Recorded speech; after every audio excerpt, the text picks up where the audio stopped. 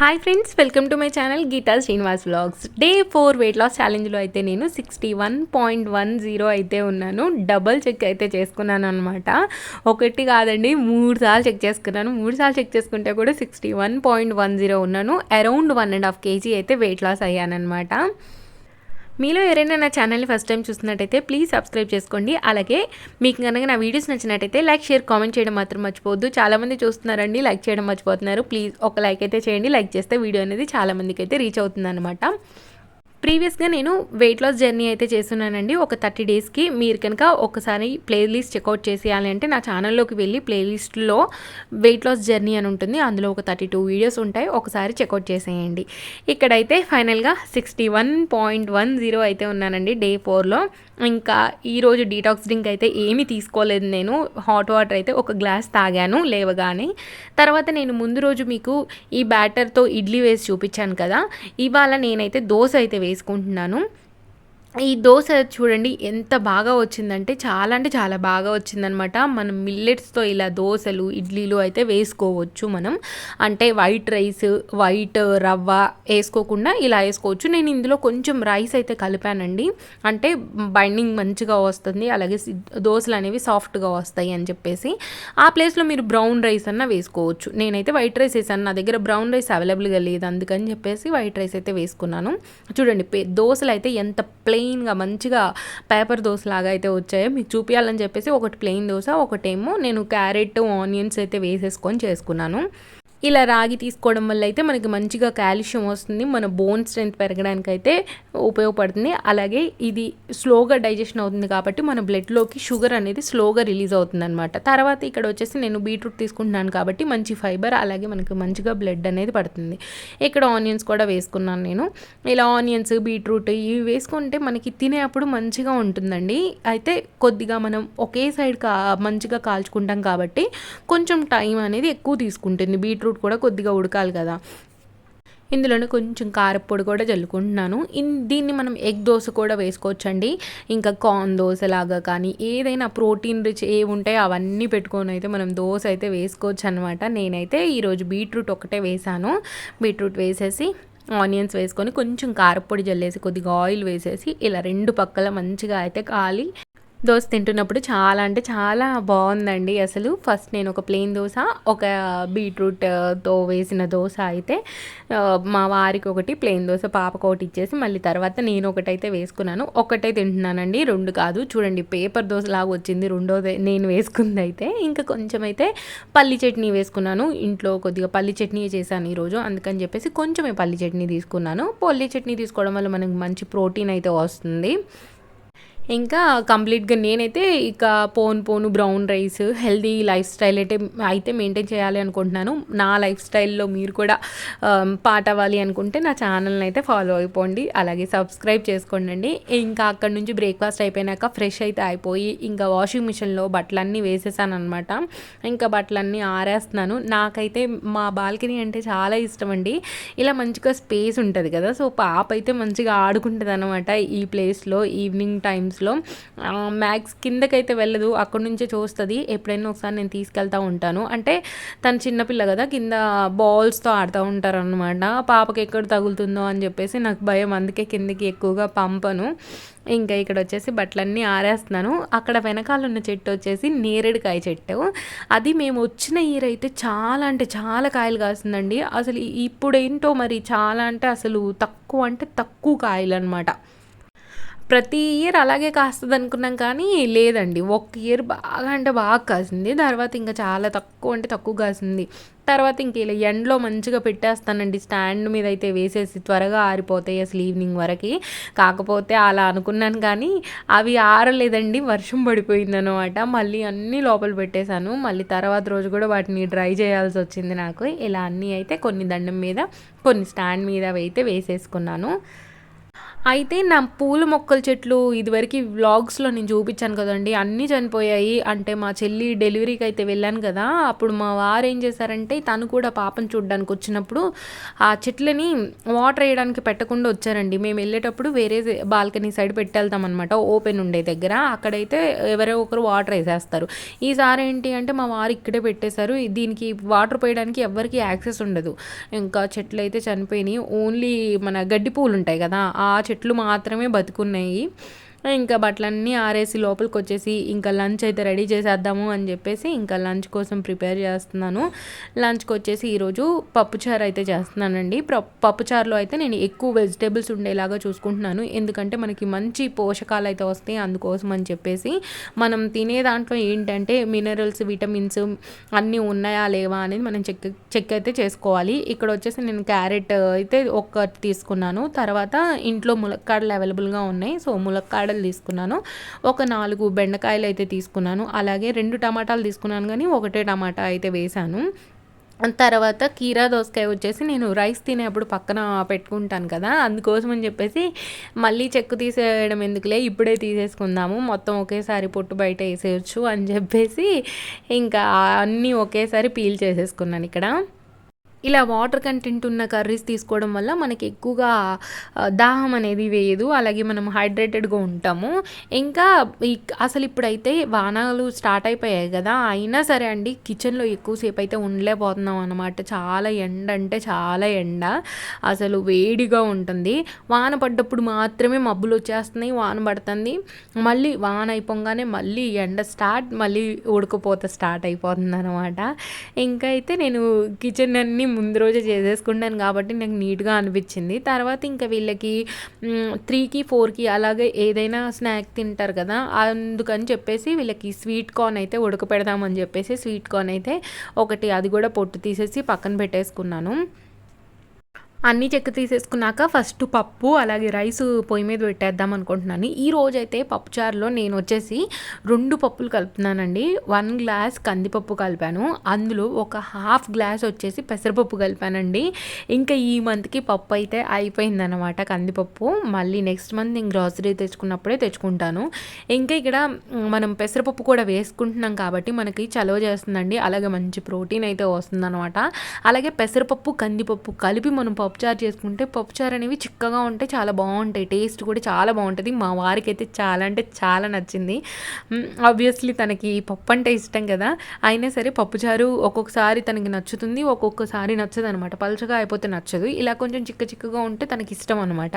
ఇంకా ఇవన్నీ వాష్ చేసేసుకొని ఈ 2 పొయ్యి మీద అయితే పెట్టేసుకున్నాను. ఇంకా రైస్ ఒక పొయ్యి మీద, పప్పు ఒక పొయ్యి మీద అయితే ఉడుకుతున్నప్పుడు ఇంకా నేను ముక్కలన్నీ కట్ చేసుకొని ఈసారి ముక్కల్ని సపరేట్‌గా ఉడికించుకుంటున్నాను. అంటే పోయినసారి ముక్కల్ని నేను కుక్కర్‌లో వేసి ఉడికిచ్చేసాను కదా! ఒక విజిల్ వచ్చేదాకా పెట్టి. ఈసారి వచ్చేసి విడిగా ఉడికించుకుంటున్నాను. అయితే ఇక్కడ ముక్కలు ఉడకడం కోసం అని చెప్పేసి నేను ఒక గ్లాస్ పైన వాటర్ అయితే వేశాను. అంటే ముక్కలు మునిగేదాకా వాటర్ ఏసి, అందులో కొంచెం పసుపు, కొంచెం సాల్ట్, కొద్దిగా కారం అయితే వేసేసి ఫస్ట్ ఇవి ఉడకబెట్టేసుకున్నాను. అంటే ఎక్కువగా మనం వాటర్ ఏస్తే మళ్ళీ వాటర్ ఉండిపోతాయి అనమాట. ఈ వాటర్ అయితే సరిపోద్ది. అంటే ముక్కలు మునగకుండా అలా వేసుకుంటే సరిపోతుంది. ఇంక ఇక్కడే సాల్ట్ అయితే వేసుకున్నాను. అంటే ముందే వేసుకుంటే ఏంటంటే ముక్కలకి అనేది సాల్ట్ పడుతుంది కదా! అందుకని చెప్పేసి ముందే వేసుకున్నాను. లేదంటే పప్పుచారు మొత్తం అయిపోయినాక వేసేదాన్ని. కాకపోతే అలా వేస్తే ముక్కలకి మళ్ళీ తర్వాత పట్టదు, తినబుద్ధి అయ్యేది. అందుకని చెప్పేసి ముక్కలు ఉడికిచ్చే అప్పుడే వేసుకున్నాను కొంచెం. తర్వాత ఇది వచ్చేసి ఒక స్టవ్ మీద పెట్టాను. నాకు ఇలా 3 బర్నర్స్ ఉండడం వల్ల మంచిగా ఫాస్ట్‌గా అయిపోతుందనమాట. ఇంకా అవి పెట్టేలోపు పప్పు ఉడికిపోయింది.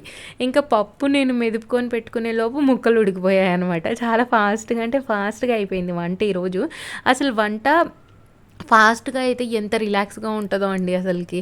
ఇంకా పప్పు గుత్తితో మొత్తం పప్పు అయితే ఇలా మెదిపేసుకున్నాను. అంటే వాటర్ అంతా ఇనికిపోయాయి. ఇంకా మొత్తం మెదిపేసుకొని ఇంకా ఇందులో మనం ముందుగా ఉడికించుకున్నాం కదా ముక్కలు, ఆ ముక్కలన్నీ వేసేసుకున్నాను. ఆల్రెడీ మొత్తం ఉడికిపోయాయండి. కాకపోతే నేనేం చేస్తాను అనంటే చింతపండు పులుసు పోస్తాను కదా! పులుసు పోసిన తర్వాత ఒక్కసారి విజిల్ వచ్చే ముందుగా నేను ఆపేసుకుంటాననమాట. మొత్తం విజిల్ వచ్చేస్తే పొంగిపోతుంది. అందుకని చెప్పి విజిల్ మొత్తం రాకుండానే ఆపేస్తాను. ఆపేసి తర్వాత అయితే పోపు పెట్టుకుంటాను. ఇక్కడైతే మీరు ఏ కన్సిస్టెన్సీ కావాలి అనుకుంటున్నారో ఆ కన్సిస్టెన్సీ వచ్చేదాకా అయితే వాటర్ యాడ్ చేసుకోవచ్చు.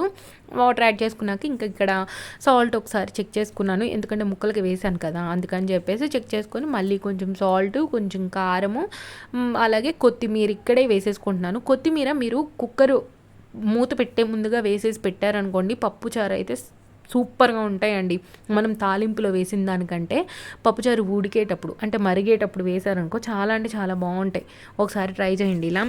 అంటే అందరూ అలాగే చేస్తారు కాదనను, కాకపోతే ఎవరైనా చేయని వాళ్ళు ఉంటే వాళ్ళ కోసమే చెప్తున్నాను. ఇలా కుక్కర్లో ఉడికే అప్పుడు వేయండి, చాలా టేస్టీగా ఉంటుంది. ఇంక ఇక్కడే నేను కరివేపాకు కూడా వేసేసుకుంటున్నాను. మళ్ళీ పోపు పెట్టుకునేప్పుడు కూడా వేసుకుంటానండి, కాకపోతే ఉడికే అప్పుడు కూడా వేసుకుంటే కొంచెం కమ్మగా ఉంటాయి కదా అని చెప్పేసి అయితే వేసుకున్నాను. నిజంగా అండి పప్పుచారు అయితే చాలా టేస్టీగా కుదిరాయి అసలుకి. మా వారైతే ఇవాళ చాలా అంటే చాలా బాగున్నాయి అని చెప్పేసి మిగిలితే ఒకవేళ తనకి నెక్స్ట్ డేకి కూడా ఉంచమన్నారనమాట. పప్పుచారు చేసినప్పుడు ఒకవేళ మిగిలితే మటుకి నేను ఖచ్చితంగా ఫ్రిడ్జ్లో పెట్టుకుంటానండి. అంటే నెక్స్ట్ డే కూడా తింటారు మా ఇంట్లో. తినకపోతే తీసేయచ్చు, కానీ తింటారనమాట. అందుకని చెప్పేసి ఉంచుతాను. తర్వాత ఇంకా కుక్కర్ మీద మూత పెట్టేసి విజిల్ పెడతానండి.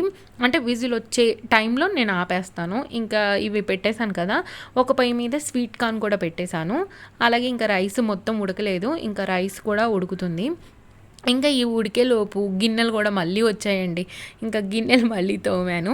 తర్వాత ఇంకా పప్పుచారు అయితే ఒక విజిల్ వచ్చి రానట్టుగా వచ్చింది. ఇంకా కట్టేసుకున్నాను. తర్వాత పోపు పెట్టుకుంటున్నాను. పోపులోకి వచ్చేసి కొంచెం ఆయిల్ వేసుకొని తర్వాత కొంచెం జీలకర్ర, కొద్దిగా ఆవాలు, కొంచెం ఎండుమిర్చి, అలాగే వెల్లుల్లి రెబ్బలు, అలాగే కరివేపాకు అయితే వేసుకొని కొంచెం ఫ్రై చేసుకుంటున్నాను. వెల్లుల్లి రెబ్బలు అయితే మస్ట్ అండి పప్పుచారుకి. వెల్లుల్లి వేసుకుంటేనే పప్పుచారు అనేది చాలా రుచిగా అంటే చాలా రుచిగా ఉంటుంది.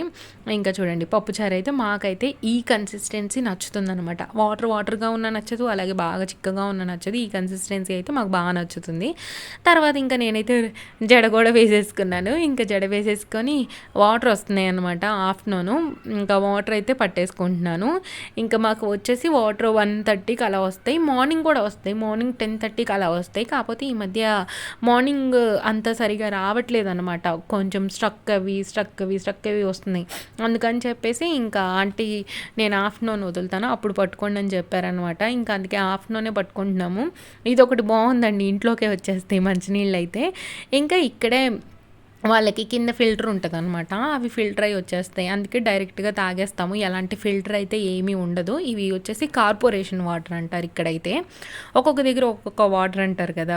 మా అమ్మ వాళ్ళ ఇంటి దగ్గర భగీరథ వాటర్ అంటారు, మా అత్తయ్య వాళ్ళేమో మున్సిపాలిటీ వాటర్ అంటారు, మేము వచ్చేసి ఇక్కడ కార్పొరేషన్ వాటర్ అంటాము. అలా డిఫరెంట్గా పిలుస్తుంటాం అన్నమాట. చూసారా పక్కన గిన్నెలు అయితే అంచు మొత్తం నిండిపోయిందనమాట. ఇంకా ఇక్కడైతే వాటర్ అయితే మొత్తం పట్టేశాను. ఇంకా ఈరోజు అయితే పప్పుచారు కదా, అందుకని చెప్పేసి ఫస్ట్ అయితే ఒక బౌల్లోకి 100 గ్రామ్స్ అయితే రైస్ తీసుకున్నానండి. ఈరోజు కొంచెం డిఫరెంట్గా ట్రై చేద్దామని చెప్పేసి ఇలా అయితే చేశాను. ఇంకా ఇందులోకి అయితే నాకు సరిపడా పప్పుచారు అయితే వేసుకున్నాను అన్నమాట. అన్ని వెజిటేబుల్స్ వేసుకున్నాను, సొరకాయ వేసుకున్నాను. సొరకాయలో కూడా మనకి ఎక్కువ వాటర్ కంటెంట్ ఉంటుంది కదా, చాలా మంచిదండి హెల్త్కి. సొరకాయ జ్యూస్ కూడా తాగుతారు ఎర్లీ మార్నింగ్. నేనైతే ట్రై చేయలేదు, చెయ్యాలండి. మనకి ఏంటి బూడిద గుమ్మడికాయ జ్యూసు, అలాగే సొరకాయ జ్యూసు మనకి బాడీ లోపల నుంచి క్లీన్ చేస్తుంది అనమాట ఎర్లీ మార్నింగ్ కనుక మనం తీసుకుంటే. నేనైతే సాంబార్ ఇలా వేసేసుకొని కలిపేసుకున్నాను. అంటే ఒక కప్పు నిండా పప్పుచారు తీసుకున్నాను అనుకోండి, అలాగే ఒక కప్పు రైస్ తీసుకున్నాను.